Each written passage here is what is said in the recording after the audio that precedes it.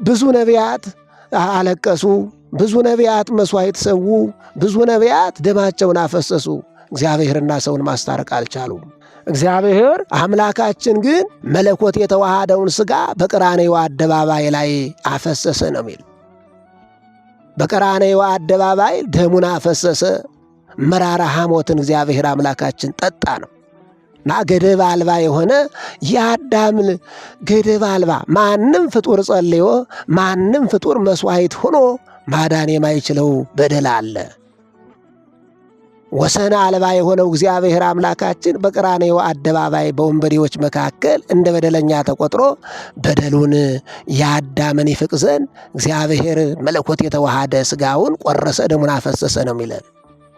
እግዚአብሔር አምላካችን በቀራንዮ ላይ በደል ለመፋቅ እኔና እናንተን ልጆቹ ለማድረግ ርስቱን ወራሾቹ ለማድረግ እግዚአብሔር አምላካችን ዋጋ የከፈለበት ቀን ነው እና በዚህን ጊዜ ተዘከረኒ በውስተ እግዚኦ በውስተ መንግሥትከ፣ በመንግሥትህ በምትመጣ ጊዜ አስበኝ ብሎ እግዚአብሔር ፈጣሪውን የተማጸነውን ያንን በቀኝ በኩል ተሰቅሎ የነበረው ያኛው ይዘባበትበት ነበር። ከቻለ ራሱን አያድንም ብሎ ይዘባበት ነበር። አምላክ ከሆነ ብሎ አንተና እኔ የሚገባንን ፍርድ አግኝተናል፣ በደለኞች ነን አለ። እርሱ ግን በደል ሳይኖርበት ሲደማ፣ በደል ሳይኖርበት ከወንበዴዎች ጋር አንድ ሲሆን እንዴት እግዚአብሔር ፈጣሪህን አትፍራውም አለ እና ከዚያም በኋላ በምሕረትህ አሁንም አስበኝ ሲለው እግዚአብሔር አምላካችን ዛሬ በገነት ከኔ ጋር ትኖራለህ አለው። ዛሬ በገነት ከኔ ጋር ትኖራለህ ብሎ ለዚያ በቀኝ በኩል ለጸለየው እግዚአብሔርን ለተማጸነው ሽፍታ ወደ ገነት እንዲገባ ማኅተመ ደሙን ሰጣው። ገነት ተከፍታ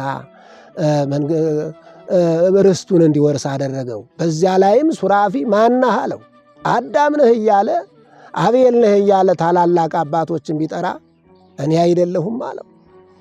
የእግዚአብሔር ማኅተመ ደሙ በሩ ተከፍቶ ወለል ብሎ ተከፍቶ ወደ ርስቱ ወደ ገነት እንዲገባ አደረገው ነው የሚል እና እግዚአብሔር አምላካችን እንግዲህ ይህንን መከራ መስቀል በመስቀል ላይ ምራቅ መተፋትን፣ መራራ ሐሞት መጠጣትን፣ የእሾህ አክሊል ተቀዳጅቶ በጸሐፍት ፈሪሳውያን ላይ መዘባበቻ መሆን፣ ጎኑን በጦር መወጋቱ ይህ ሁሉ ለእኔና ለእናንተ መድኃኒት ነው፣ መድኃኒት ይሆን ዘንድ ነው እና እግዚአብሔር አምላካችን ዓርብ በ9 ሰዓት ነፍሱ ከሥጋው ስትለይ በአካለ ሲኦል ወረደና ሰላም ለእናንተ ይሁን አላቸው።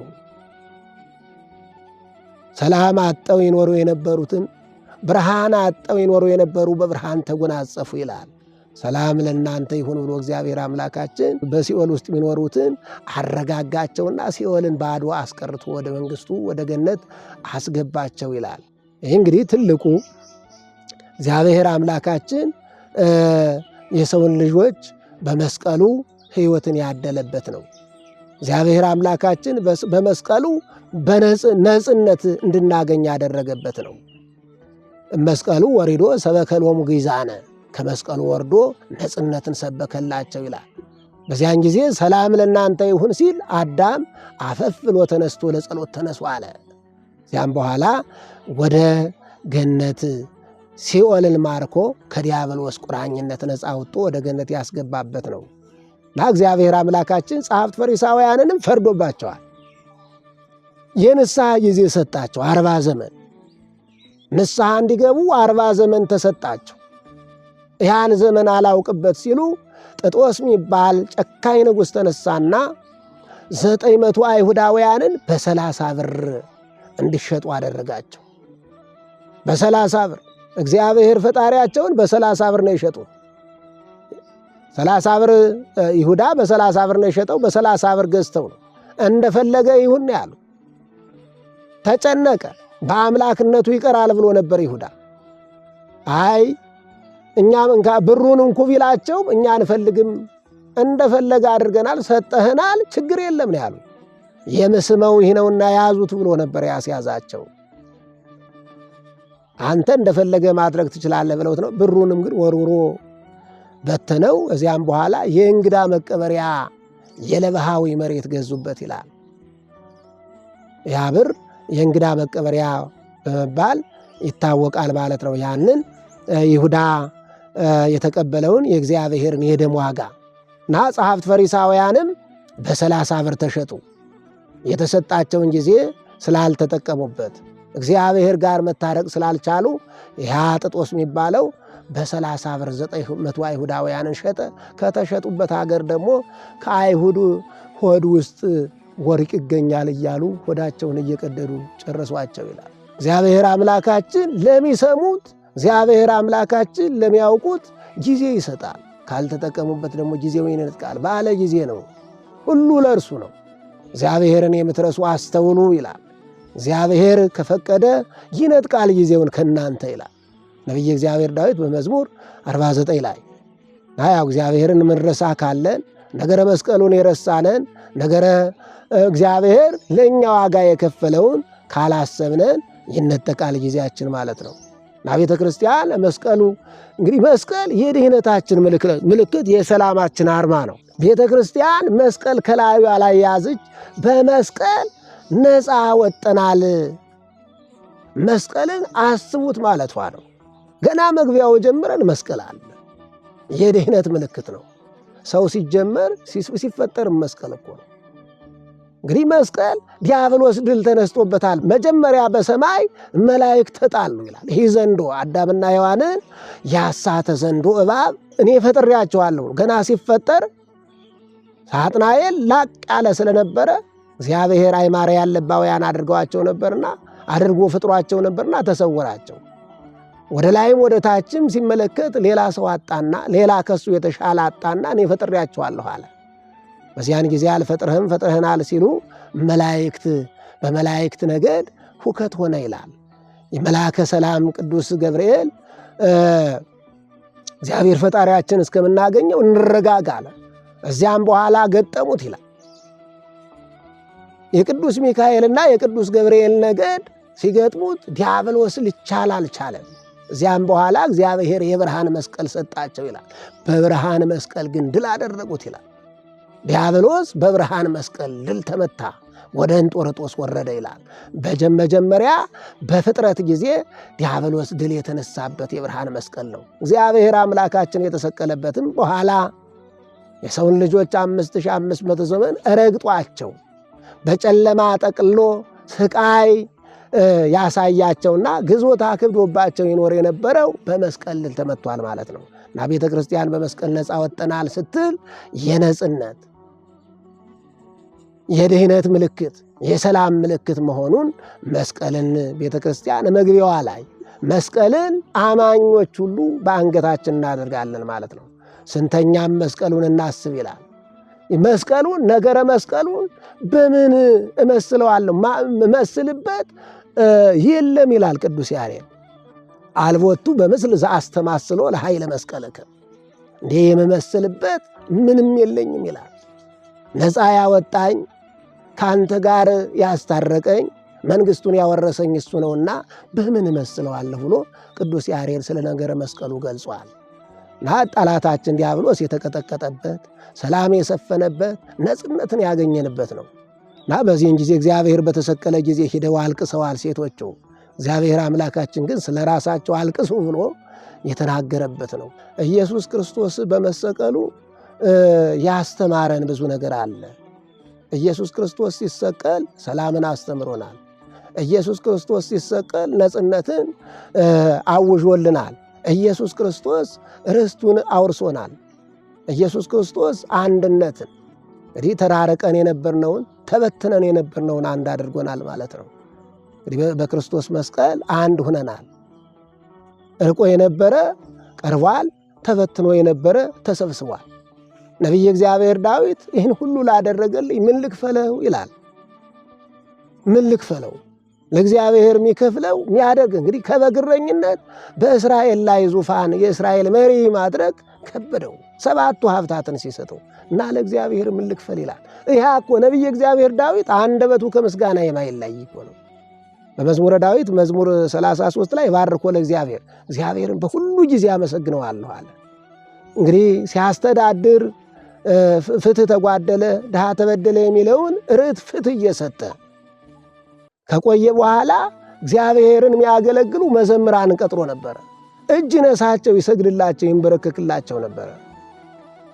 እግዚአብሔርን ባመሰገነ አንደበታችሁ ባርኩኝ፣ ጸሎታችሁ አይለየኝ፣ ዙፋኔን ሕዝቡንም እንድመራ እግዚአብሔር አይለየኝ እያለ ጸልዩልኝ እያለ እጅ ነሳቸው ነበረ እና ከእግዚአብሔር መማር ያለብን የተከፈለልንን ዋጋ ማሰብ ነው። እግዚአብሔር አምላካችን ሕገ እግዚአብሔርን ጠብቀን እንድንኖር ዋጋ ከፍሏል። አሁን ሕዝቡ ሰላም ተሰጥቶታል። እግዚአብሔር የሰጠው ሰላም በመስቀል ላይ የመጣ ነው። እግዚአብሔር አምላካችን ሞቶ በሕይወት ኑሩ ብሎናል እና የእግዚአብሔር በመስቀል ላይ መዋል ሰው እንግዲህ የሞተለት ነው። እግዚአብሔር ከሰማይ ሰማያት የወረደለት ከድንግል ማርያም ተወልዶ በጠባብ ደረት በአጭር ቁመት እንግዲህ ሰው መሆን ማይገባው ዘመንም የተቆጠረለት በመስቀል ላይ መሰቀል፣ መታመም፣ መሞት፣ መገረፍ ማይገባው እየተገረፈለት ስለሆነ እያሰበ መኖር አለበት።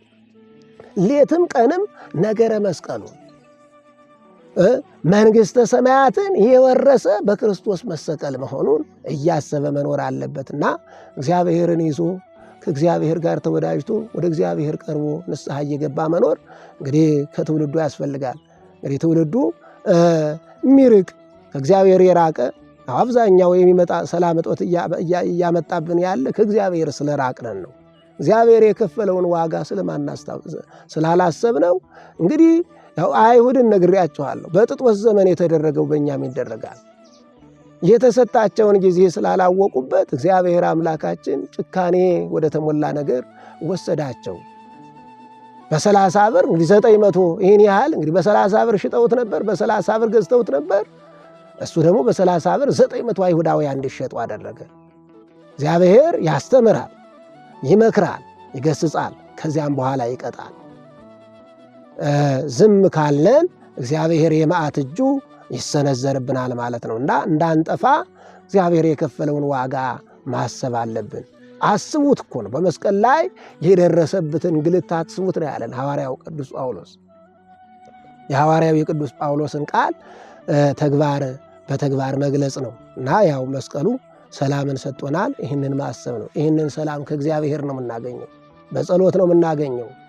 የመስቀሉን በመስቀል ያገኘ ነው ደም ፈሶ አጥንት ስጋ ተቆርሶ ያገኘነውን ሕይወት እንዳናጣው አሁንም ቢሆን በሁለት ሀገር ስደተኞች እንዳንሆን ነገረ መስቀሉን ማሰብ ነው የሚገባን ማለት ነው። እንግዲህ ነገረ መስቀሉ ሕይወት የተገኘበት ነው። እግዚአብሔር አምላካችን የተሰቀለው ለምንም አይደለም፣ ለመክበር አይደለም፣ ለማክበር ነው። የወደቅነውን እግዚአብሔር አምላካችን እዚህ ሜዳ ላይ ለወደቁት ተሰቅሎላቸዋል። ዓይን ለሌላቸው እግራቸው ለተቆረጡ እግዚአብሔር አምላካችን ሙቶላቸዋል። እግዚአብሔር አምላካችን ዋጋ ከፍሎላቸዋል። ለሁላችንም ዋጋ ተከፍሎልናል ማለት ነው። በእግዚአብሔር ምሳሌ ለተፈጠረው ሁሉ በሩ ተከፍቶለታል። አደገ ለነ ማኅተሞ ከመ ንትሉ ንሕነ ሰረዚያሁ ሐዋርያው ቅዱስ ጴጥሮስ በአንደኛ መልእክቱ ምዕራፍ 2 ላይ ቁጥር 10 ጀምረን ከዚህ በፊት ይላል ጠላቶቹ ነበራችሁን ዘቀዲሙ ይኮን ሕዝቦቹ አልነበራችሁም፣ አሁን ግን ሕዝቦቹ ሆናችኋል አለ። እግዚአብሔር ሕዝቦቹ ያደረጋችሁ በመስቀል ላይ በከፈለ ዋጋ ነው። መስመሩን የተወልን በክርስትና ሕይወት እንድንሄድ በክርስትና ሕይወት ስንኖር ራሳችን ክደን በመከራ ውስጥ አልፈን መሆኑን መረዳት አለብን ለማለት ነው። በዚህ በነገረ መስቀሉ ብዙ ነገሮች መዳሰስ ይቻላሉ። ከብዙ በጥቂቱ ግን ይህንን ይመስላል። ከነገ በኋላ የምናገኘውም ትንሣኤውን ነው። እግዚአብሔር ከተሰቀለ በኋላ ተቀበረ። ከተቀበረ በኋላ እንዲሁ አልቀረም፣ በክብር ሆኖ ተነስቷል። ሙስና መቃብርን ድል አድርጎ እግዚአብሔር አምላካችን ተነሳ። ሐዋርያው ቅዱስ ጳውሎስ አንደኛ ቆሮንቶስ ምዕራፍ 15 ላይ ሞት ሆይ መውጊያህ የት አለ አለ። ሞት ሆይ መውጊያህ የት አለ? መቃብር ሆይ አሸናፊነትህ የት አለ ይላል። እግዚአብሔር አምላካችን ሞትን አሸነፈው። በመስቀሉ ድል አደረገው። ከዚያም በኋላ እግዚአብሔር አምላካችን ሙስና መቃብርን አጥፍቶ እግዚአብሔር አምላካችን ተነሳ ይላል። እግዚአብሔር አምላካችን በትንሣኤው ሕይወትን አድሎናል። በትንሣኤውን የጨለመ ሕይወታችን በርቷል። እግዚአብሔር አምላካችን ተነሳ። እንግዲህ ሰው ትንሣኤ ዘጉባኤ የእኔና የእናንተ ትንሣኤ ይቀጥላል። ትንሣኤ ዘጉባኤ የሚል ቀን አለ። ትንሣኤ ዘጉባኤ ሁሉም ይነሳበት፣ የሰው ልጅ ይነሳል። እግዚአብሔር አምላካችን ግን በኩር ሆኖ ተነሳ።